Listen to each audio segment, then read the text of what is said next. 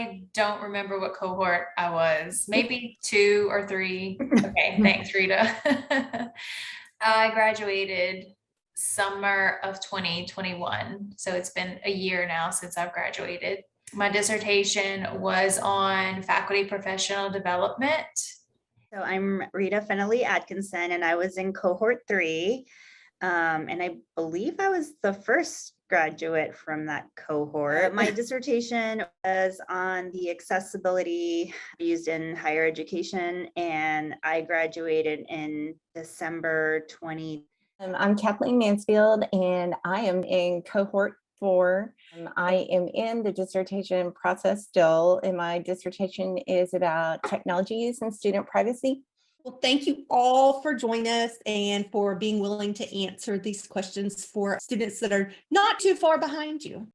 So we're just going to go through the questions that the students submitted, and I've divided them up based on some general topics. The first one is about dissertation topics. The first question is, how did you narrow down your idea scope to ensure you were able to have a complete and timely dissertation process? So I guess that means like reining it in from a big idea to maybe a little bit smaller. And I know, Courtney, we had some discussions about this. Do you recall how we started with a little bit larger? Yes, I do. I started with a really big topic. You might think in your mind, oh, this topic isn't really that big or that, lengthy to complete. But, as you work more with your chair to tease it out, you're really looking for a really small snippet of something to study. So one technique could be to find a research study that's been published that you really like and you really enjoy, and figure out how you can put your own unique spin on it. I mean, replication in research is important and it is okay. That's one method that may help if you're having trouble narrowing down your topic. And I know we had talked about everyone comes into this wanting to save the world and to answer every piece of one question. And that was where I know that Courtney and I talked a lot about narrowing that question down to just, yes, you can answer all of these questions at some point, but let's just get the process started. And so we picked a smaller piece of the overall larger study that Courtney was interested in. I originally had a mixed method study for my dissertation. And for my topic, there was a lot of research, but most of it was older and out of date that didn't apply any longer. So there was definitely opportunity for replication, but the landscape had changed so much that I kind of was in a way starting from zero. So I had to kind of identify a gap. I was going to do a quantitative survey and then a qualitative, interviewing type component for my dissertation. And I am so thankful that Dr. LaPrairie encouraged me to cut it down, because even bringing it down to one component, it was still a lot of work. And when the pandemic hit, it didn't affect my study at all.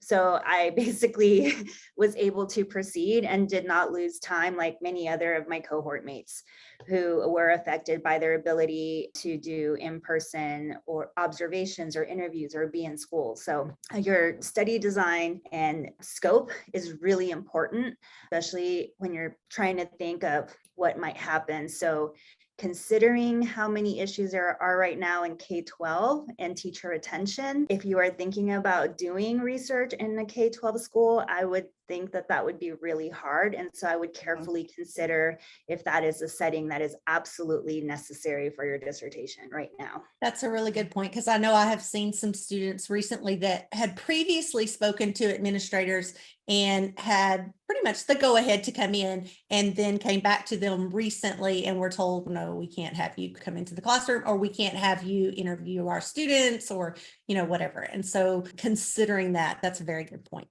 Our second question, did you find yourself completely overhauling your original dissertation idea from conception to completion? And if so, how much of a setback, if any, did that cause? And I don't think any of you have completely overhauled, we've done some minor modifications. I think that that's probably why the pre-proposal is so important, to get those ideas down and to have that communication with your chair so that you can hash those out before you have to completely overhaul something. Rita made a comment that pilot studies are important, and that is very true. And I know that Kathy and I have done pilot studies. Rita and I did some pilot studies to flesh out some of this. And I say these ladies did that, and I assisted in the background. So those pilot studies were very helpful in not having to do a complete overhaul. And let's talk about the dissertation process, because I think this is where most of the questions were posed, because I think this is what gives everyone the most angst, because they really don't know, they haven't been through it. The first question, did you write or compose better freer, or did you prefer your committee's input for guidance on where to go? So what is your process? Did you need more one-on-one, or did you like to write and then give it? I think you all have different processes. So Kathy, will you talk to us about what you prefer? I think in your process, you have to figure out what works for you, and that you have to remember that when you are proposing before your committee members, that you are the person who did the research, and you are the person who is going to propose what you're going to do. You've done the literature review. You are the expert in the topic of what you want to do. And they're listening and assessing what you want to do. So just always remember in the end that you are the expert of what you're presenting here, and that goes a long way.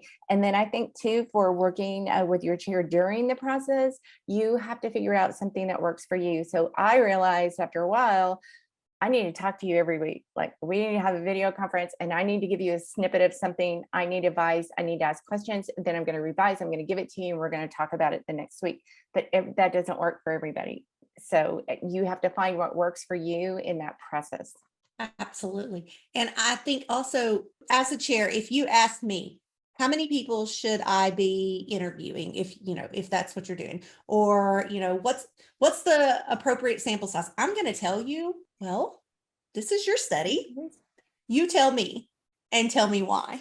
And so that's kind of part of the process. So I'm more on the side of, it's more freer. You do it, but you're in communication with me. That's my advising style. Not every advisor is that way. And so it really, I think, is individual.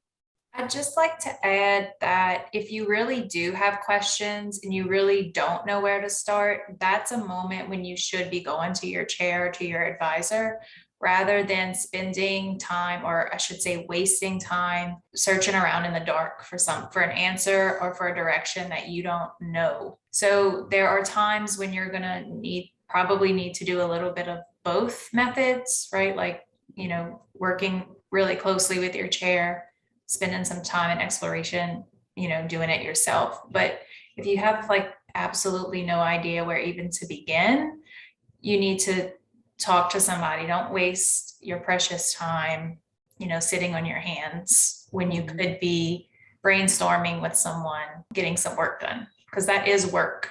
And I'll just briefly add, a dissertation is unlike anything else that you write. So even if you are an accomplished writer, even if you feel really comfortable writing in that style, research and academic writing for a dissertation that has a very specific template determined by your university and the style that you have to write to is a completely different thing.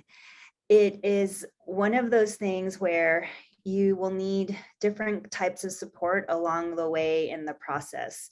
So I felt like I was pretty independent during the process, but I knew where I needed help, and I always asked questions. The reality is that you should be able to outline your entire dissertation, and the way that you write each section of your dissertation may be completely different. So I use completely different methods for my introduction. I use a completely different way of tackling the literature review. The way I handled my methodology was completely different than the other two. I had my entire results section pre-outlined where I just basically had to fill in the blanks, because you should be able to do that. You should know what graphs you're going to have before you even have any data collection, because you should understand your method that well. And your discussion, obviously you can't write it ahead of time, but you should at least have an idea of what your general headings will be and what types of discussion you're going to be engaging in. If you can't speak to that, you probably need advice. And that's what your committee is there for, is to guide you in some of the intricacies, specifically about your method or about writing in an academic setting or anything like that. So that's the piece of advice I would give. Also, I think it's important to understand that the purpose of your committee is to help guide you in certain areas. So your chair is the person guiding your overall dissertation. The other members of your committee don't necessarily see all of your drafts. That's not typical, although it's up to your chair. For example, if it's not a methodology that I am using daily, then I'm going to tell you, we need a methodologist and you're going to have questions about your methodology. And I'm going to say, okay, that's a great question for that person that's on your committee. But your entire process does not go through every member of your committee through every stage of the process. I think I would also add that this is one of those conversations that you should be having with your chair ahead of time, because every chair is very different. And I know my spouse, he's also doing his dissertation. And I have friends who have done their dissertation, and every advisor has different expectations of what they will do or what they will not do, how they will support and how they will not support. And so there's some chairs who like to review everything, are very in the entire dissertation process, others who are very hands-off. And there's no right or wrong way, but it's only bad when there's a mismatch. So if you want hands-on, then you need to ask your person if they're hands-on and if they're going to work with you in that way, because if they're not, you're going to have a very bad time. And you've alluded to some of the resources that you've used, but one of the specific questions was, what resources did you use the most during your dissertation process? And I think that can mean a lot of different things. And I know that you've all used different avenues. So if you could share with us maybe some of the most impactful resources that you used. So I did attend Sam's dissertation boot camp twice. I also, through that, became friends or acquaintances with some members of the graduate school who then I was able to lean on and use as a resource. They also do like writing days, which I found really helpful because it's a scheduled time where you can sit down and write for several hours. So I found that to be really helpful. I think something I learned at the boot camp was connecting with your librarian. I've had to connect with the librarian who's for your area. Everybody's got a different one for your colleges, and ask some really difficult questions in my process, like, I don't know how to cite this. How do I cite this? It's a state statute, how do I do this? And so they're just really helpful. They're a resource for you. They know so much about so many things and can point you in the right direction for things. Or if something is inaccessible for you, they can get it for you. Okay, so you don't have to pay for this legal blue book that costs $200. They can look that up for you. So that was a really great resource. Your librarian. Ditto to both of those, because I use both. I will add that because of the dissertation bootcamp and the virtual writing sessions that they did, it made me look for virtual write-up groups. And I found one on Meetup that was open to all types of writers. And it was just an accountability check.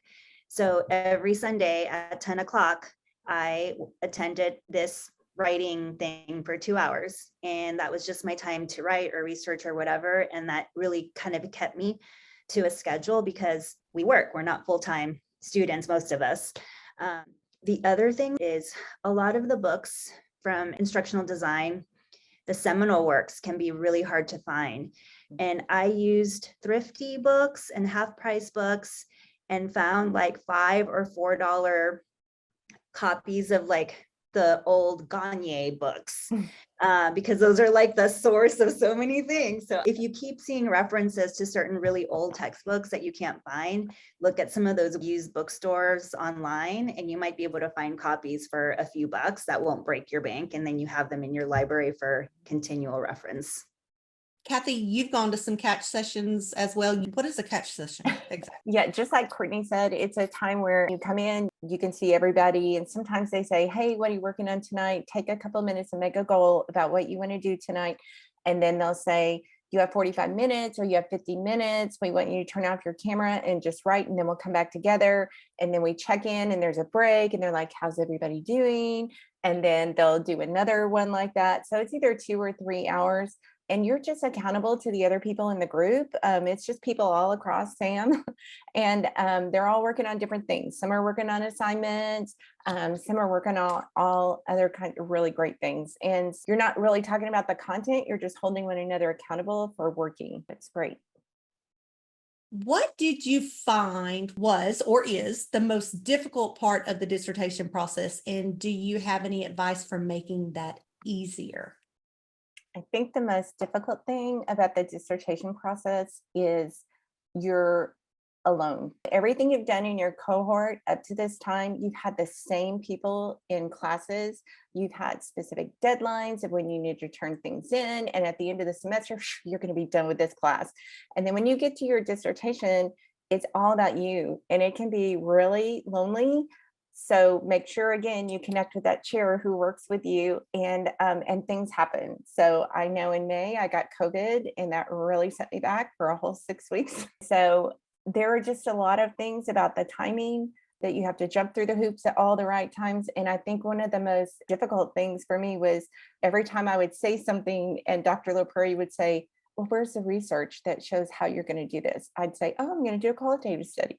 Well, what kind of qualitative study? What's the research that shows this is the best method for doing this? And I said, oh, well, we're going to do this. Well, where's the research that shows? Where's the research method? How can you support that?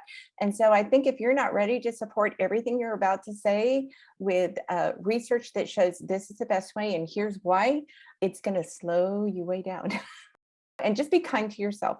I think in the process, sometimes we push ourselves, and like all those little hoops, you have to turn this in by this date to be able to have 3 weeks to do this. And then at the end, then you have to do this. And then you got to wait 2 more weeks and you have to do this. So people think, I'm just going to sit down and crank it out and be done next semester. That's not how it's going to work. The university has things, the grad school has things, and then the College of Education has deadlines, and they're not all in one place. And I think that's really frustrating and difficult.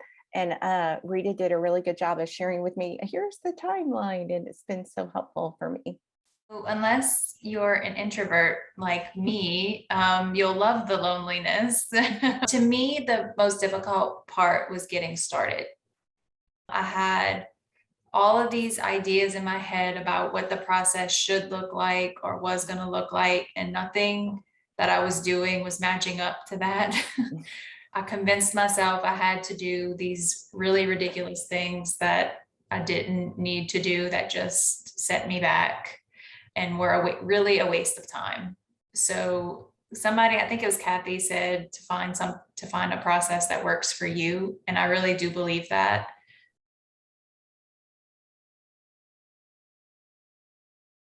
We're sharing tips. Everybody's going to share tips with you about what worked for them or what you should do. The only thing that you should do is what works for you. But caveat, I do think you should write on a regular basis, because getting started, especially when you're stuck or even when you're trying to get started, it may seem like, well, why would I write? I don't have anything to write about. Well, that's why you write, because you need to get your thoughts out. You need to brainstorm.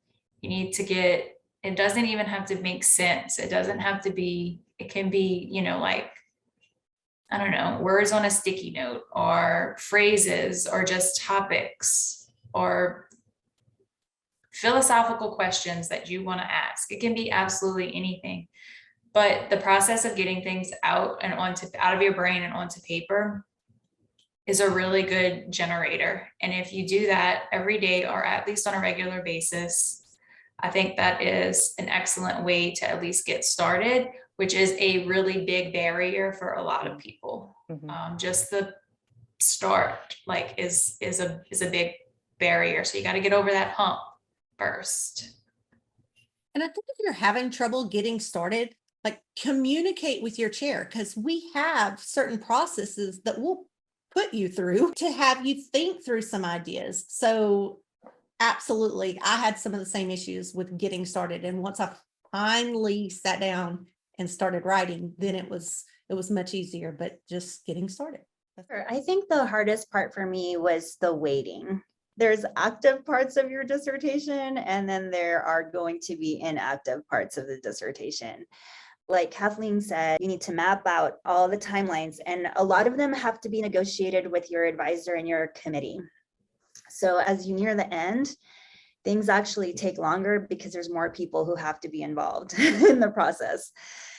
For me to graduate in December, I pretty much had to have almost finalized draft of my dissertation done by the beginning of that last semester. Some things that will happen out of your control are, for example, you being ready to submit your IRB and submitting it right after you defend your proposal. I defended pretty early in spring semester, and it sat until I think 2 weeks before the end of the semester, and it was kicked back to me with changes that needed to be made, which I submitted immediately, but then they never reviewed them again. So I had to wait basically until summer started to get the IRB so I could start my survey. Then I had to wait for responses. And then I didn't get enough to extend my collection period. So there's a whole bunch of little things along the way where, there's so much you can do, but then you basically just have to wait for someone else to do something, and you have no control over that. And it may be a week, it may be a month, it may be a lot longer that. So I met, I think, with Dr. LaPerry at the beginning of every semester and was like, okay, let's look at our dates. Are these still realistic? And then as I got closer to the end, we had a likely scenario for timeline and then an ambitious timeline. So the ambitious was, if I can meet every single deadline and everything goes with no problems, then we might make it to here.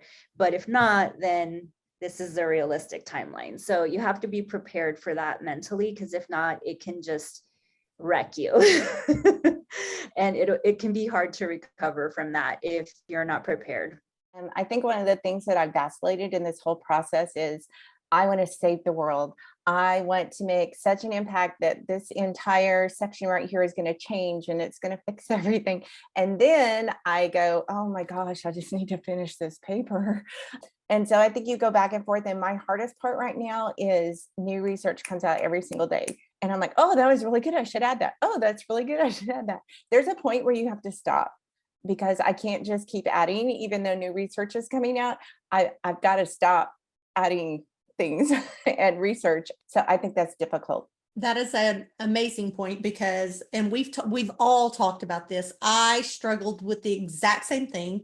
I had my dissertation chair tell me it is time to stop writing. Like, you could write and write and write forever. You could go on and explain more and more and more, but at some point you have to stop. And the same thing applies to the rabbit hole of new research.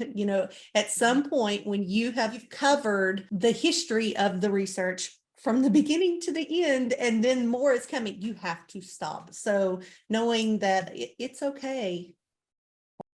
During the dissertation boot camp, Dr. Barnes was there, and he shared with me, get yourself a page and call it unused material. And when I edit things out of my paper, I might want to add that later on or discuss it, to put it on that page. It's called unused material. And I would just clip it out and put it in the unused material page, because I knew I could always come back to it. I'm probably never going to use that stuff. But that was so helpful to me to be like, oh gosh, I did all that research and never used it, but it helped me get more focused on, let's finish and save the world at the same time. I'm not getting rid of it. I have it there in case I need it. So I haven't wasted it. And if I need it, I can come back to it. And so that was really helpful to me, just mentally, to say, I'm just going to shift it over here. That was a super great tip he gave us. And I'll say the easiest part of the process for me, at least like writing wise, was the final chapters. So after I had collected the literature review, the methodology section was hard for me to do. And so that's what you guys are, preparing to work on right now. But once I had my data collected, I wrote that in literally a weekend, like a Friday, Saturday, and Sunday. Now I didn't leave my office really, but I wrote it pretty much in a weekend, and then it had to be edited and refined. But that just came out because that data or that information is yours. And that you've been studying and agonizing over it for I don't know how long. And so you can just write about it and talk about it. That's how it was for me. So that was the very easiest part. And Courtney has made the point before that you're the expert on this, and that's exactly right. And Kathy and I have talked about it. We've all talked about that your research. And so once you've gotten those chapters 1 through 3, when you get your data in, you're able to easily talk about it because you're an expert in this field. My easiest part, I thought, was the methodology. And I have to caveat this because I think I was unusual in that. But I had also done a research-based master's degree. So that came in really, really handy. And if I can give one piece of advice is do not skimp on your methodology. Your methodology is the entire foundation of your dissertation, and you really have to understand it well. And I had to actually revise my methodology because I was expecting a sample size of 300 and I ended up with 60, I believe. I had to go back and justify a sample size, but I knew my method so well that I knew what type of keywords to use, what type of papers to look for, what type of methodologies I needed to be looking at. Mm-hmm. And so when I talked to my methodologist, I was like, here's my situation, and here are the 3 options that I can do. This is my preference. What do you think? So I already knew what I wanted to do, and then I just kind of got the okay, and then I proceeded. But if I did not know my methodology and I cannot defend it when you get asked questions by your committee, then that could literally take you back to the drawing board and potentially having to redo your study, worst case scenario. You made a really good point. The whole point of the dissertation process is demonstrating that you know how to do research. You can make a decision that might be different than somebody on your committee would make. But if you've made it out of an informed decision, then you're okay. Is there anything else that you would have done differently? I wish I would have had more confidence in myself from the beginning to know that I could see it through. And that's very hard, but less smart people than you have made it through a dissertation. And that one phrase really kept me going. So if that helps, say it to yourself, make it your mantra. The imposter syndrome is real. Mm-hmm. And it's not just students that have it. So, it's, yes, believing in yourself and having more confidence in yourself than what you're giving yourself credit for. We've talked a little bit about methods, but there's some specific questions or some generally specific questions about the methods. Do you have any general advice, specific advice for those that are doing a qualitative study or a quantitative study? I think my most difficult part of the methodology and figuring that is exactly what Rita said, deciding how I'm going to do it and then researching in there, why am I going to do this and what theories support this, from your sample size to, well, why am I having this sample size? What kind of research supports I can do this sample size? Well, this is how I'm going to pull my data. Well, what research supports doing that in a qualitative study? What methodology are you going to use when you pull your data? How are you going to code that? How are you going to do that? So I think for both pieces of this, you're going to have to go back and look at a lot of research in your methodology itself to figure out, how am I going to do this and why am I doing it this way? And be able to support that with research so that you can say, this is the best way for my study for me to be able to do this. And I think for me, that was really difficult. And I think really narrowing down in qualitative study, there are so many different kinds, finding out, what are you doing? Because mine is a certain type of qualitative study. Now I'm like, oh, maybe I should have done this. So I'm doing a case study, but I think, oh, this could have easily turned into grounded theory. So just be set in what you're going to do in the types of qualitative or quantitative studies that you're going to do. I did quantitative, but I think what I'm going to share can apply to both. I had a notebook that was 100% dedicated to methodology. I chose to do a quantitative survey with an exploratory factor analysis. What I did is basically, as I was doing my research, and I preferred handwritten notes, it actually ended up being easier for me, and I'm really grateful that I did it that way. But in my notebook, I would write down things like definitions, and I would color code them, and I would put the page number on the paper and the exact place where I found it. And if I was quoting it, I would make sure I would quote it very clearly so I knew that it was a direct quote. So rationale is something that basically supports why you would use that particular method or technique in your particular case. So any evidence that other people have used it similarly, or that this is a type of thing that you do. And I would color code those things in another color. And then I would have anything that I saw in articles that were pros or enablers of the method, and then limitations of them. And I would color code in different colors. And that was really helpful because your methodology, you have to be able to clearly define every term, provide the rationale for why you're using everything that you're using. Then you have to provide the reasons why it's going to work the way that you want it to work. So those are your pros or your enablers. And then you also have to identify your limitations. So things that limit the generalizability of your findings. So if you have all of those in one place, and you need to make sure that it's broad enough to cover all elements of your method, then even if your method slightly changes, for example, like sample size, I can be like, oh, well, here for sample sizes from range to here, this is what they said. So even if I had to switch gears, I still kind of had the information. And I think that brings up the point of there are different methods to go about your research.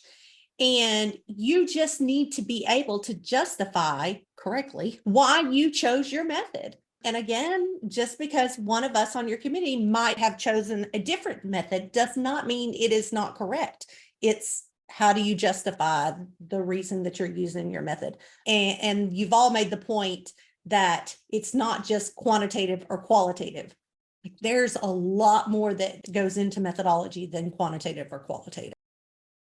Second, all of what Kathleen said, and also add, I did a qualitative study and I ended up using a method that I wasn't even familiar with. So it wasn't even on my radar when I was like researching. My methodologist suggested it to me. So use your methodologist. But the process of putting all of those pieces together is like a cruel puzzle where the pieces continue to shape shift and turn around. It's hard. It's not an easy process. And so keep at it, keep that in mind.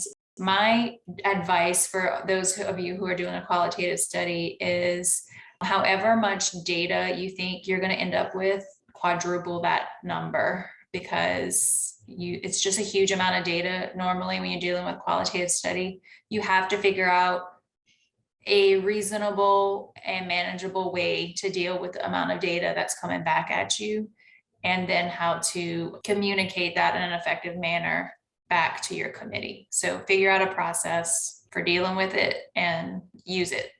And that's why when I hear people say, I'm going to do observations and I'm going to do interviews and and I did all of these things in my dissertation. I did, and I look back and I'm like, well, I could have just chosen one of those and really done a really great job still. And I'm not saying don't do it. I'm just saying consider that if you're interviewing and observing multiple people, you end up with a lot of information and then you have to code all of that. And that's a long process. Rita, you're the one that actually used statistical software. And there's a question about how trained or prepared were you for that? Or did you just learn as you went? I felt like I had a decent grounding in basic statistics. So that's your descriptive statistics. So if you're not comfortable in that, I would make sure that you really understand just the basics of that. And that would be things like, standard deviation, range, like those types of things. I had never done an exploratory factor analysis, so I had to completely learn it from scratch, kind of like Courtney. So this was not a method that was known to me. It was a method that I was exposed to in multivariate methods, I want to say, but I could be completely wrong. I honestly don't remember. And my introduction to it wasn't very good, so I had to do a lot of learning by myself. There are a lot of tutorials online and books that will give you step-by-step directions for how to do it, but I will caution on that because although there are step-by-step directions, a lot of those little boxes that you click on your statistical software, they do very specific things. And you have to have an understanding of what they are doing to the data and your analysis, and then the output, which is your results. Because if you don't, then you're not really understanding what you're getting. So the best analogy that I can make, it's sort of like a calculator. It's a great tool and it's amazing. But if you put 100 divided by 20, or you think you put 100 divided by 20, and then you get 2000, you should know that that's a wrong answer. You must have pressed the wrong button. So you need to have enough of an understanding to at least kind of be like, this doesn't seem right. Maybe I should check this. The other thing that I will say, and I think this also goes for qualitative, is you need to, especially when you're doing the statistical analysis, I had to rerun mine so many times, and you need to keep track of every single step that you do, every button, every checkbox, everything, because if you have to replicate it, and like if your committee comes back and says, well, how did you get these results? They don't make sense. And you have to rerun them and you can't get the same results. That's a problem. So making sure that you keep really thorough notes of every little single step that you did, what data you cleaned, which ones you kept, which data you eliminated, why, what was the system you used. Any of those little things you need to be able to write down, and you may not need them, but if you do, you're not going to remember, I promise. You think you will, but you won't remember. That is very good advice. Do you have any advice going into the presentation of either the proposal or the final defense? Is there anything that you would advise other people to think about, to do, anything? I would say your success also reflects on your chair. Your chair wants you to succeed and your committee wants you to succeed. I think we have horror stories hearing about people who go through dissertation defenses and with their chairs who wanted them to fail or tried to make them fail. I sincerely don't believe that that's a method that any modern chairs use or any instructors that Sam use. So don't go in with that fear, and know that it is okay not to know everything. They don't actually expect you to be an expert on everything. They realize that you only are doing one study in this one particular area, and that it's impossible to be an expert. If you can get a couple of people together, a couple of friends to practice in front of an audience, I think that's really helpful. Or record yourself on Zoom and then watch it back. I think that's also a really helpful tip. I will not let you go into a defense if I don't think you're going to be successful. If you are concerned that you're not in that situation with your chair, ask your chair, am I ready to propose? Am I ready to defend? And they should be able to tell you yes or no. And if they say no, don't push forward hoping that you'll be pushed through. And it's, again, back to that, having that open and honest communication with your chair and communicating with them. And I think something Courtney said was that you're just spot on with that, is that everybody is not there to ding you or tell you, this is crazy, you need to make 5 million changes. Okay, they're there to support you. along the whole dissertation process of working with your chair and your committee, you just realize these people are trying to make you better. They're showing you areas where things could be improved. It's going to make you a better researcher. It's going to make your entire dissertation better. And sometimes that's hard because it's painful for somebody to go, I don't think you really thought about this. I think just going in, not being nervous of, oh, they're here to shut me down, but they're here to support me and make this better. And remembering, we've all been there. I mean, like I sat with my chair and I thought everything was perfect and I handed it to her and she said, we have some changes we're going to have to make. And, and I was like, excuse me, wait a minute, what? So knowing that, we've all been through this process. And like you said, it's just to make you better. And so knowing going in that your first draft of everything is not going to be your final draft. There's questions about the actual manuscript. There were a lot of questions about how you managed your materials, your references, your literature. And I know that y'all have had some different strategies. Kathy, tell us about cutting it all up. In that destination dissertation book, they tell you about you need to go through and cut these things up, or you need to write them out on note cards. And I thought, I'm never going to do that. And I was talking to Rita and she goes, no, really, it's important because it helps you remember. You're summarizing each piece as you're doing this, and you're just putting all of your information in there. And so I kind of had a hybrid method where instead of rewriting it out, like I can just show you, I have a few right here in front of me. They're little slips of paper. I did the same thing you did, Rita, and they have the author and the page number on here. And I just had piles of these and I went through and I just laid them all out on the table and I grouped them together. And all of a sudden I had themes and things that went together, and all my research just was, there it was, my dissertation's on the table. And I had to weed through and go, I'm not using this piece. I need this piece. I'm not using this. I'm using this. And so it was just really good to have, I didn't waste anything. And it was nice. And once I used it, it went into the used pile. That just really helped me.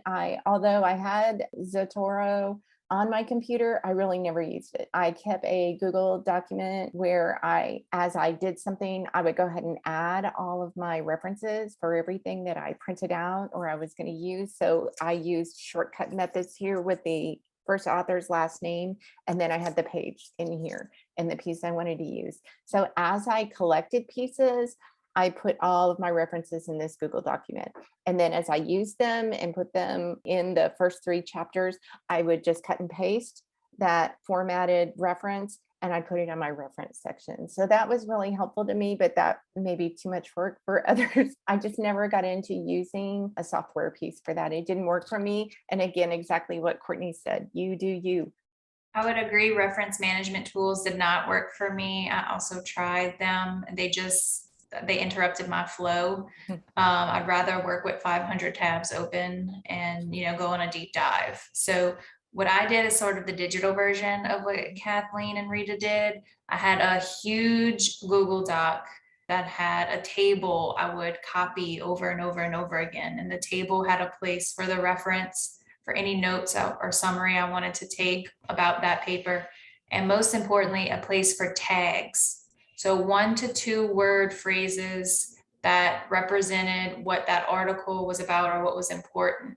And the reason that came in helpful was because once the doc was like 200 pages long, I could just Control F and I would look for those specific tags and I would find all the references related to that tag. So that was my method. I don't know if it was good or not, but it's the method I used. Oh, and I did concept mapping.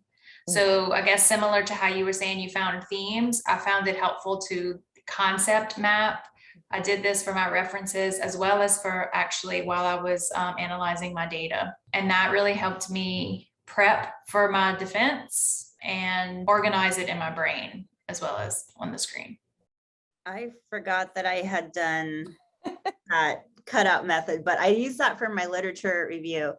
I think I'm the only one that used a reference manager. I used Mendeley. I think they're all about the same, although I've been reading stuff on Twitter that says that Zotero is better and that Mendeley isn't being supported. So do that, do with that what you will. But I found it extremely helpful because I can go into Mendeley and I still use it. I'm writing or putting together papers now based on my pilot study and my dissertation. and I can easily find stuff. I can easily put citations. If you set it, it's not perfect. It won't do perfect citations. So I keep a little notebook of, reference checks that I need to do because I kind of created some ways to get it as close as possible with some manual edits. But it made my life really easy, and it auto-populated all my references. If you have to update a reference, it updates it automatically anytime you use it somewhere. So that was really helpful for me. Plus, what I like about the citation software is that you can search. So I can type in something and it pulls either, like, it searches the tags. If the PDF is readable, it'll also search those documents, and then it'll find those phrases or keywords. And so anytime I'm writing something new, I can whatever random word, and then I will see everything that matches it or closely matches it. So I found it very, very useful. I will recommend that. I love Google. I love Google so much, but your dissertation template is in Word. So if you're going to invest the time into using a reference manager, make sure it's one that works with Word and that has a plugin or integration with it. I think they've updated the template recently in that it doesn't have macros embedded in it anymore. And so hopefully that's going to help, but it's still in Word. When you use a reference manager, knowing that garbage in is garbage out. So making sure that you know what you're putting into your reference manager and not just assuming that because you took it downloaded straight from the library into your reference manager that it got all the correct information, because it doesn't. So just making sure that you double check that stuff. There's a question about, did you pay an editor? And I will tell you, I did not pay an editor. I asked some friends that were English teachers to edit mine. So I was very lucky in that sense. But I know that some of you have other advice about that. I did pay an editor. It happened to be someone I knew, but if I didn't know someone, I would have probably looked on Fiverr or maybe some dissertation groups on Facebook or something and found one. My biggest advice is to get an editor who knows APA and let them edit for formatting in APA, not just grammar. I invested and bought the premium Grammarly, and that was very helpful. But again, it is not perfect. If you have a lot of specific terminology, it's going to flag it. And then there's the academic writing style that is not always active voice. And so that'll get flagged. So you need to make sure that you take those suggestions with caution. And then I also paid an editor for basically copy editing. And I will say that this is one of those self-reflective moments. I hired someone and I did research, and I had to submit a writing sample and tell them what type of work I wanted on my dissertation. I don't remember how much I paid for mine, but it costed less because it was basically just a copy edit. And I was really clear about what I wanted them to do. But I highly recommended it because you're going to spend so much time looking at that document that you're not going to see the mistakes. To me, it was worth the investment. And I believe you can even get some money and scholarships out there for that type of stuff. So if you kind of start looking now, you might be able to find some funds to support that if you need it or want it. And I would agree, because you have to know your dissertation chair is not there to edit your document. Now, I probably do more editing of documents than I would say most dissertation chairs, but that's supposed to be made very clear by your dissertation chair. Is we're here to guide you through the research process. However, we will stop you from going forward if you can't clearly communicate and if it's not a well-written document. So I think it's important that if you have any question about your writing, or even if you don't, because all of these ladies are very good writers and they've all done some sort of review outside of what they wrote and outside of what I reviewed. And so I do suggest, if you can't hire someone, at least getting someone that you know has a background in English, in editing, that can help you. Because if you're one of my students, I will go through and say, you need to work on tense here. And I will say, I don't know how to tell you how to correct it. I just know it needs to be corrected.